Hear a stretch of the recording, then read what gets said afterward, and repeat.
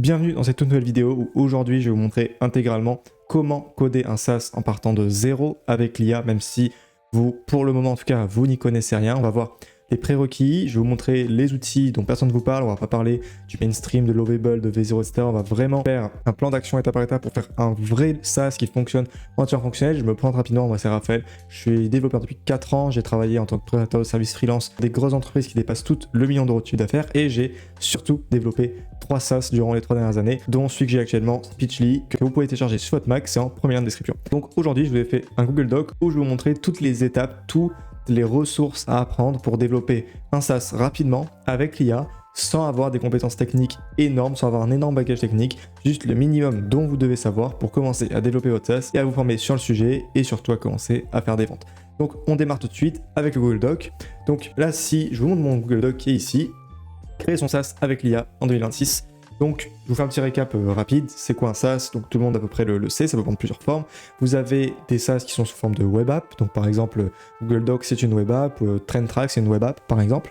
Vous avez des SaaS qui sont sous forme de desktop app. Mon application Speechly qui est sur macOS, c'est une desktop app. Et les applications mobiles qui sont sur votre iPhone. Donc, en quoi cela diffère? Est-ce qu'il y a une grosse différence si vous voulez développer une de ces applications? Est-ce qu'il y a une différence entre chaque? Alors, oui. Chaque application, donc là je vais vous parler, chaque plateforme a son propre langage et ses propres méthodes pour réussir à développer une application. Par exemple, si vous êtes sur web app, vous allez utiliser des langages différents et des technologies différentes de si vous faites une app desktop sur macOS, par exemple. Donc, on reviendra sur ça plus tard, on va voir les différents frameworks, langages, technologies qu'on va utiliser pour nous simplifier la vie et aller super vite. Mais maintenant, on va se poser la question, est-ce qu'on peut lancer un SaaS en commençant de zéro sans savoir coder? Donc, la réponse est oui. Pour avoir plusieurs personnes qui connaissent absolument rien au développement, etc. et qui ont réussi à développer leur premier MVP tout seul grâce à différentes informations, oui, c'est entièrement possible, et seulement grâce à l'IA. Mais attention, ça ne veut pas dire qu'on doit faire tout et n'importe quoi, et qu'on peut avoir zéro connaissance sur ce qu'on fait, et l'IA faire le travail à notre place. Ça, c'est les promesses de beaucoup d'influenceurs, de beaucoup de gens qui utilisent des outils comme V0, Lovable, Replit, etc., qui mettent juste un peu des mots magiques là-dessus, et qu'apparemment ça va faire tout le travail à notre place, alors qu'en fait, c'est pas du tout vrai. Il faut venir impérativement avec un bagage technique qui doit pas être obligatoirement hyper élevé, mais un minima pour comprendre ce que l'IA fait. Voilà, il faut avoir des connaissances et surtout savoir utiliser l'IA. La différence entre quelqu'un qui va faire un bon SaaS, qui va bien le coder, etc., c'est qu'il va savoir utiliser l'IA et que ça va pas être l'IA qui va faire tout le travail à sa place. J'ai déjà vu des gens qui ont lancé des projets SaaS, etc., qui au final disaient juste qu'ils voulaient l'IA. L'IA éditait plein de fichiers et se retrouvait avec des trucs invraisemblables. Donc non, il faut absolument que vous appreniez les technologies à minima, les concepts de code au minimum pour pouvoir dire à l'IA exactement. Le plus important, comme j'ai dit là, c'est que l'IA fasse le travail opérationnel. Votre job à vous, en fait, c'est de comprendre ce que fait l'IA et surtout de comprendre votre application, quel est son objectif, qu'est-ce qu'elle doit faire, qu'est-ce que cette feature doit faire, etc. pour l'expliquer dans le moindre détail à l'IA pour qu'elle puisse effectuer le travail. Parce que c'est vrai, l'IA, elle sait mieux coder que vous, elle sait mieux coder que moi, elle sait mieux coder que n'importe quel développeur sur la planète, elle a beaucoup plus de connaissances. Mais la différence entre quelqu'un qui va très bien utiliser l'IA et quelqu'un qui va très mal l'utiliser, c'est que la première personne va en fait comprendre exactement ce qu'elle veut et savoir expliquer clairement à l'IA ce qu'elle veut pour qu'elle puisse le réaliser. Donc, comment on fait pour se former rapidement et avoir les essentiels sur les technologies qu'on va utiliser? Déjà, effectivement, le premier canal est le plus important. Moi-même, j'ai commencé par là il y a 4 ans en arrière pour commencer à développer, c'est YouTube. Alors, comme je vous l'ai dit, moi j'ai commencé il y a 4 ans, mais vous pouvez très bien, et j'ai l'exemple parfait, par exemple, Elliot, s'il voit cette vidéo qu'on est en train d'accompagner, qui a appris, connaissait rien au code juste avant que je l'aide avec mon associé, et qui maintenant arrive à développer son SaaS correctement de son côté et fait des progrès énormes. C'est grâce à des ressources sur YouTube et à quelques conseils. Donc vous n'êtes pas obligé de passer 4 ans à apprendre un truc, vous pouvez démarrer carrément, je pense, vraiment vous butez à mort en une semaine, vous pouvez réussir à avoir les bases et commencer à faire un MVP. Donc en 2026, voilà, le but c'est plus au final d'apprendre à coder, mais de comprendre la logique globale du code et les fondamentaux en fait des technologies que vous allez utiliser. Donc maintenant, c'est super tout ça, mais quelles sont les technologies à apprendre pour commencer rapidement à développer ton SaaS? Donc, comme j'ai dit tout à l'heure en début de vidéo, tout dépend du projet que tu mets en place. Tu veux faire une web app, tu veux faire une desktop app, tu veux faire une app mobile, ça n'aura rien à voir. Mais on verra quand même que tout se rejoint à peu près. Si tu fais une web app, tu vas utiliser des technologies comme Next.js, Tailwind, TypeScript qui va te permettre de faire la gestion de ton backend, Supabase sur ta base de données, Chat.UI qui est une composante une librairie de composants, et Python ou autre framework, Node, etc. pour faire du backend avec des API. Ensuite, sur desktop, pour macOS, par exemple, vous allez avoir ce qui va être Swift, SwiftUI, qui va vous permettre de faire des applications. Par exemple, Speechly, nous, c'est une application built-in macOS qu'on a fait en SwiftUI. Et pour vous donner un ordre d'idée, moi, quand on a commencé Speechly, je n'avais jamais codé en SwiftUI de toute ma vie. Et aujourd'hui, si vous l'installez, vous verrez, on a une application, je pense, top tier niveau qualité. Alors, bien entendu, il y a des petits bugs, etc. Mais ça reste une application entièrement utilisable, qui est très bien designée, qui est bien développée, qui est entièrement fonctionnelle. Donc, et pour les applis mobiles sur iOS, vous allez avoir SwiftUI. Après, vous pouvez faire du cross-platform avec Flutter ou Electron si vous voulez. Mais en gros, c'est ça. Mais l'avantage en fait, c'est que pour ces langages-là, Swift, TypeScript, Python, et c'est ce qui m'a permis, comme je vous l'ai dit, de coder en Swift en n'ayant aucune connaissance au préalable, c'est que tout se répète. Les concepts, les variables, les boucles, les objets, les états, c'est à peu près la même chose dans tous les langages en fait. Et vous n'allez pas repartir de zéro. Si vous apprenez le Python, en fait, vous pouvez très facilement passer du Python au TypeScript, du TypeScript au Swift, ou passer du Swift au Python, etc., etc. Il y a des choses qui changent, mais ça reste assez simple. C'est comme si vous apprenez toute votre vie à conduire sur une Clio, vous pourrez passer sur une Ferrari. Ce sera un peu plus compliqué à prendre en main, mais vous allez y arriver assez rapidement. C'est un peu le même truc.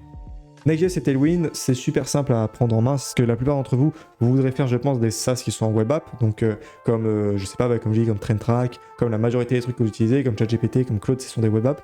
Donc pour ça, c'est du Next.js, Tailwind, TypeScript, c'est assez simple à prendre en main, il y a énormément de ressources sur YouTube, et vous pourrez assez facilement commencer à faire un MVP grâce à l'IA.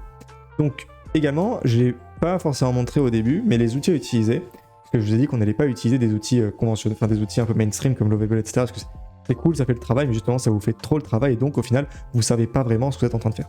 Donc la vraie chose dont on vous parle pas, c'est qu'en fait il faut revenir un peu aux sources.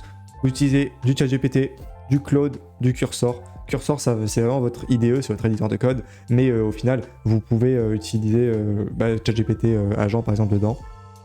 Et vous allez en fait faire des choses de manière segmentée. Par exemple, vous n'allez pas dire à Cursor, fais-moi telle application, ça ne marchera jamais.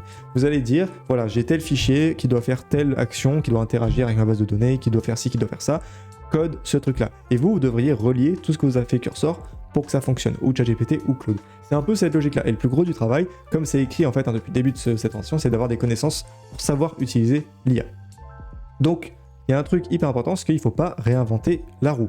Il y a des dizaines de composants de librairie qui existent, par exemple, si je vous mets ShadCNUI, si je vous mets par exemple ShadCNUI qui est utilisé par des millions et des millions de projets, même ChatGPT utilisé, des trucs comme ça, vous devez en voir partout en ce moment sur toutes les applications que vous utilisez, c'est ShadCNUI qui est derrière. Donc vous avez qu'à, par exemple, installer, je sais pas moi, si vous voulez installer un champ de texte, voilà, un formulaire, vous tapez 2 commandes, vous copiez ça, et voilà, vous avez un formulaire prêt à l'emploi, designé, stylé, et c'est réglé. Donc ça, c'est la première chose. Et ensuite, pour ce qui est de Next, etc., il y a énormément de ressources en ligne pour vous aider. Il y a énormément de librairies qui existent. Par exemple, avec Python, vous avez PIP, qui vous permet d'installer des librairies pour faire tout un tas de choses différentes et variées. Vous avez des trucs pour gérer, je sais pas, des automatisations, des trucs pour gérer des communications en base de données avec Pimongo, par exemple. Il y a plein de modules en fait que vous pouvez installer qui vont vous simplifier énormément la vie. Pour Next, ça va être PNPM. Par exemple, là, vous voyez, PNPM, c'est un gestionnaire de paquets. PNPM, ça permet d'ajouter ce composant-là, etc. Et je peux ajouter plein de librairies qui vont gérer la communication avec Supabase, qui vont gérer l'authentification, qui vont gérer tout un tas de trucs dans votre application sans que vous ayez besoin de tout recoder de zéro à la main. Donc ça va vous faire gagner un temps fou. Il ne faut pas se dire, au final, c'est moi qui le fais, etc. Je sais qu'il y a plein de développeurs qui sont un peu la tête dure, qui se disent oui, mais du coup, le gars, il comprend pas ce qu'il fait, etc. On s'en fout, tout ce que vous voulez, c'est ajouter ce composant et comprendre comment le faire fonctionner correctement. Quand vous conduisez votre voiture, un pilote de voiture, il sait comment faire marcher le moteur, mais il sait pas forcément très bien dans la mécanique en détail ce que ça fait, en gros. Et pareil, vous avez des technologies qui sont toutes préfaites. Par exemple, Supabase, vous avez des API pour la base de données qui vous facilitent énormément la vie et qui vont vous aider au final à aller 10 fois plus vite. Pour faire par exemple de l'authentification, ça peut se faire en 5 minutes littéralement avec Supabase. Et encore une fois, je prends l'exemple d'Iod que j'aide à développer son SaaS, qui connaissait rien du tout, il a réussi à faire l'authentification Supabase en genre 1 heure.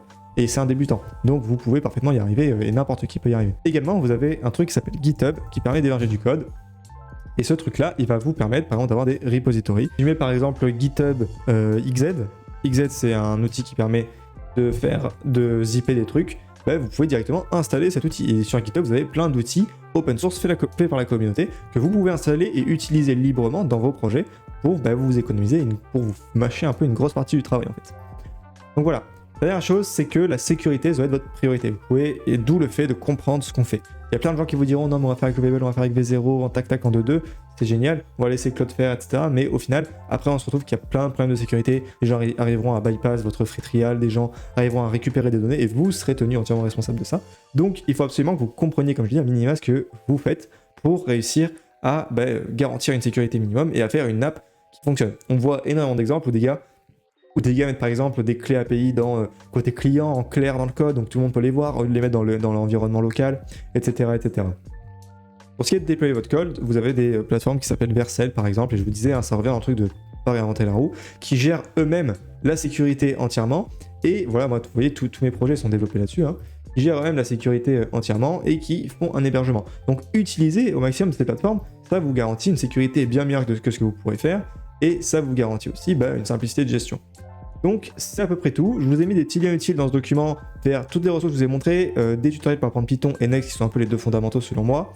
Donc vous pouvez les consulter, je vous mettrai en bio accessible librement. Donc voilà les gars, j'espère que ça vous aura plu. N'hésitez pas à mettre un like et à mettre un commentaire sous cette vidéo, à vous abonner aussi. Si vous voulez utiliser Speechly, c'est le meilleur speech deck du marché pour faire gagner un maximum de temps dans votre workflow quotidien. Si vous avez une agence, si vous êtes développeur, promptez avec ChatGPT, promptez avec Claude, envoyez des mails, des WhatsApp, ça. Moi j'utilise tous les jours. Donc ça me simplifie énormément la vie, et je dis pas ça parce que c'est moi qui l'ai codé. Il y a des milliers d'utilisateurs qui l'utilisent dans leur quotidien. Également, deuxième lien de la description, trouvez un petit formulaire Typeform. Si vous avez un SaaS ou vous souhaitez en lancer un avec mon cofondateur, on peut vous accompagner à développer votre SaaS côté marketing et côté produit. Donc voilà les gars, j'espère que ça vous aura plu, n'hésitez pas à vous abonner, je vous dis à la prochaine, ciao.